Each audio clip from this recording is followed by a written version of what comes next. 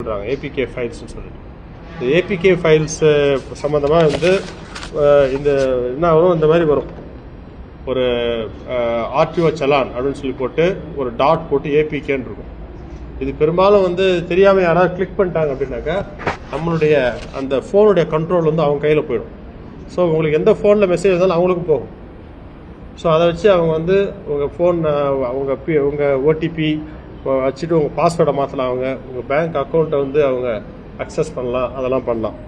So இந்த முறையாக இந்த கைண்ட் ஆஃப் சீட்டிங் ஃப்ராடை வந்து ஃபஸ்ட் டைம் நிறைய பெட்டிஷன்ஸ் வந்துருக்கு. ஃபஸ்ட் டைம் வந்து இவங்க எஃப்ஐஆர் போடப்பட்டிருக்குங்க.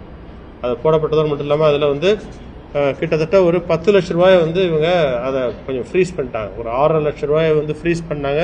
இதை அரெஸ்ட் பண்ணும்போது அவங்க வந்து ஒரு 3 லட்ச ரூபா வந்து பணத்தை அவங்ககிட்ட வந்து சீஸ் பண்ணியிருக்கிறாங்க. 311 கிரெடிட் கார்ட்ஸ், இந்த பணங்கள்லாம் வந்து வந்து கிரெடிட் கார்ட்ஸ் மூலமாக தான் எடுக்கிறாங்க. அதையும் சீஸ் பண்ணியிருக்காங்க.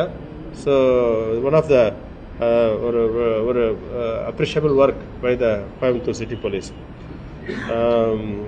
இது சம்மந்தமாக ஆக்சுவலி இனிமேல் வந்து நம்ம கோயம்புத்தூரில் நிறைய அளவு கிட்டத்தட்ட போன வருஷம் வந்து 400க்கும் மேற்பட்ட விழிப்புணர்வு நிகழ்ச்சிகள் நடத்தியிருக்கோம் இந்த சைபர் கிரைம் சம்மந்தமாக.